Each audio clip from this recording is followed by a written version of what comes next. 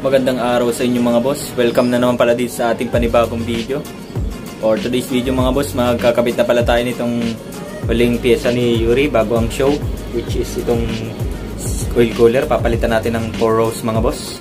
At ito pala yung gagamitin natin mga boss. Nabili natin sa Shopee sa halagang 800 plus.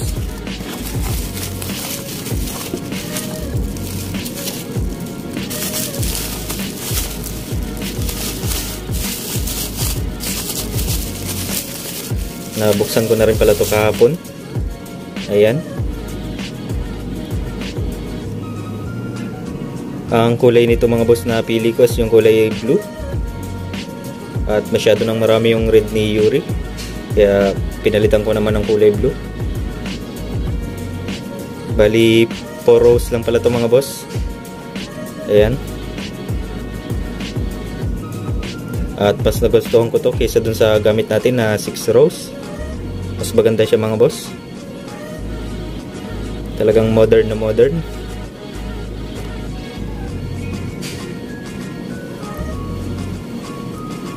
Pala mga boss, itong nabil natin na 4 rows is wala siyang bracket dito. Yung lalagyan ng yan mga boss, tulad dito sa ating lalagyan dito ng 2 bolts na 6mm. Wala siyang kasama mga boss, kaya gagawin pa natin to ng bracket. At dito sa kanyang fittings mga boss, kukunin lang natin tong 12mm na to. Machine shop na lang natin para magkasya dito.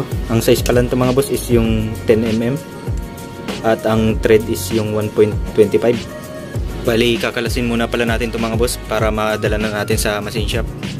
Papagawa natin 10mm. At mas malaki to mga boss kaysa dito sa bago nating ikakabit.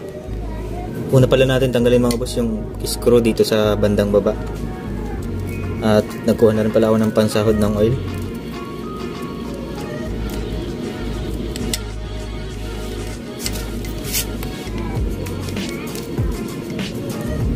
At kailangan pala natin siyang paghiwalayin muna bago tanggalin.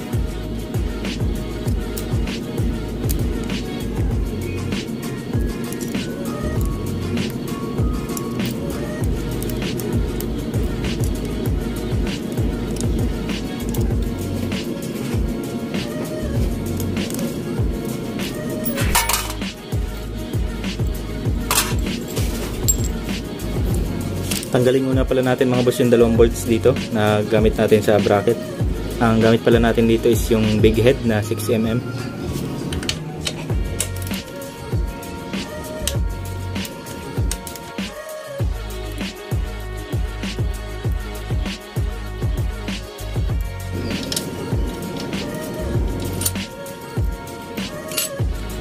Try na pala natin hugutin mga boss.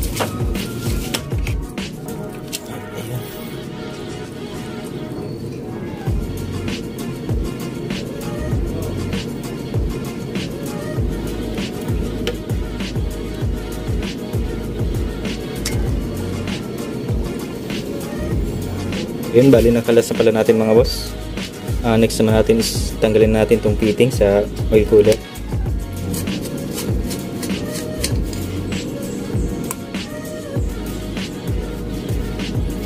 So yun, bali natanggal na rin pala natin mga boss. Ito pala yung sinasabi ko sa inyo na malaki, 12mm. Ito yung machine shop natin. Dito mga boss, hindi siya kakasya. Ayan.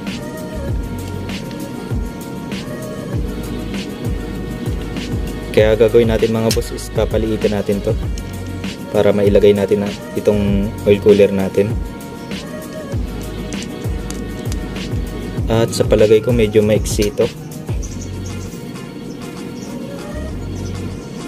Ayun, hindi siya kasing haba mga boss. Kaya magputol rin tayo dito.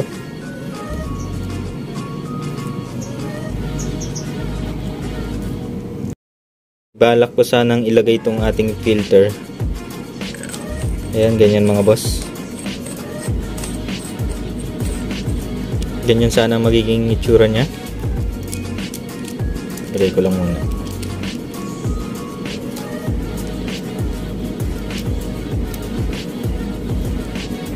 Ayan, ganyan sana magiging forma niya mga boss. Tapos puputulan na lang natin tong filter. Ayan, ganyan. Ang problema lang natin mga boss is yung hose, kakapos na siya. Ayan mga boss, bali puputulin natin yan dito. Tatanggalin natin tong fittings na to. Tapos idudugtong natin dito. Magiging ganyan na siya mga boss. Kaso kakapos naman yung ating hose. Ayan. Kapos na yung ating hose mga boss. Kaya ibabalik na lang siguro natin yung dati. Ito. Ang papalitan lang natin is yung ating oil cooler. Dadalhin ko muna pala to sa machine shop. Papagawa ko muna para makabit na rin natin ngayong hapon. So yun mga boss, galing na pala tayo sa machine shop.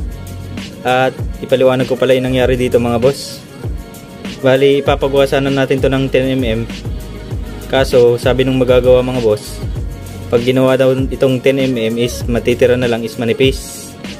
Ang mangyari, kung naging 10mm to mga boss, pag inigpitan natin dito, masyado nang manipis, baka maputol na. Kaya ang ginawa ko mga boss, nagpagawa na lang ako ng temporary na bakal ganito. Temporary lang to mga boss para magamit natin dun sa show. 10mm to mga boss, tapos AN6 ang size nitong sa ilalim. So ayun, kabit ko muna to mga boss. At huwag pala natin kalimutan yung kanyang rubber para walang leak ng oil. At ilagay na rin natin dito sa ating oil cooler.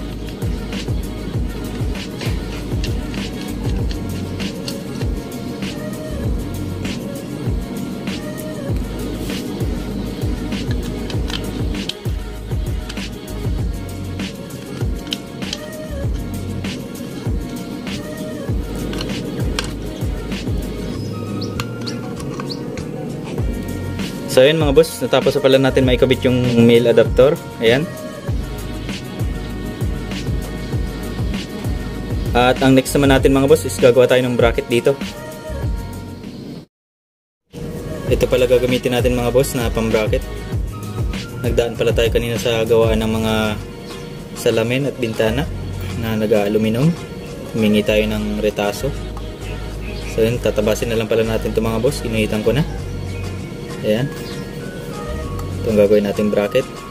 At ito pala ang gagamitin natin mga boss na pangkat. Mini grinder natin. Wala kasi tayo ng malaking grinder mga boss.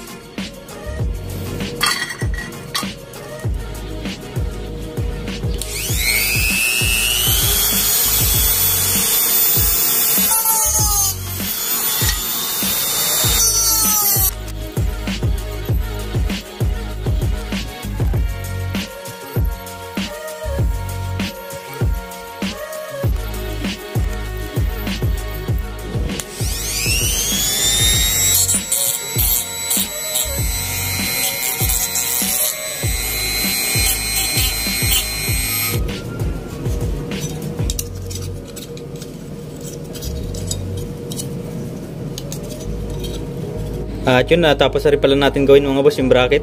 Ayan, ganito pala itsura nung ginawa natin bracket. Mabilisan lang din. At binutasan ko na rin mga boss gamit yung ating porting tools. So yun, kabit na rin natin ito mga boss.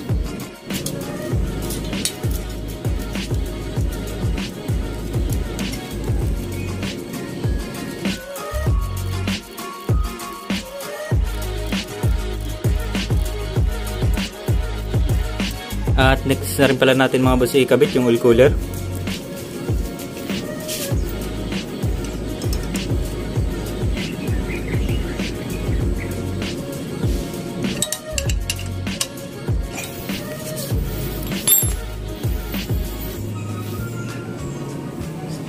So ayan mga boss, goods na yung ating oil cooler. Ang next naman natin ikabit is yung hose.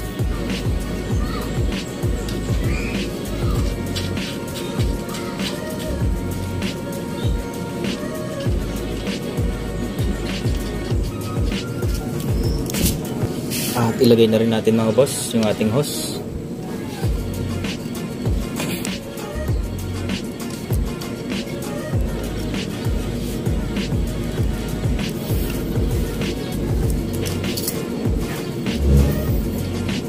At higpitan na rin natin mga boss.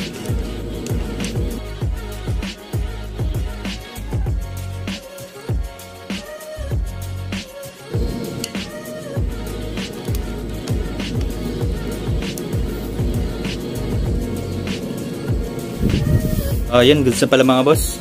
Dito sa ilalim, goods na rin. Nahigpitan na rin natin. At dito naman tayo sa mga fittings mga boss. Tapos higpitan muna natin at itatry natin kung lumalabas pa yung oil.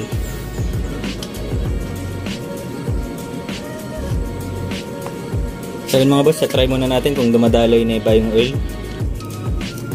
Tanggalin muna natin itong isa.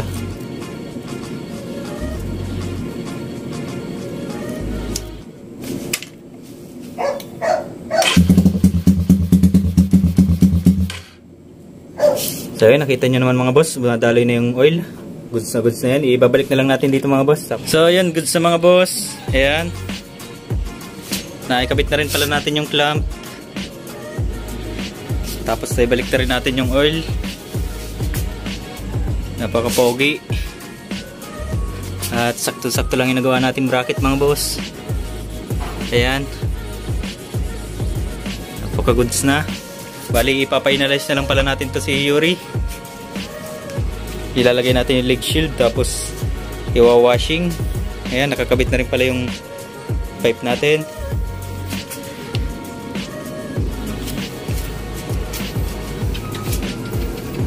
Ayan, loops.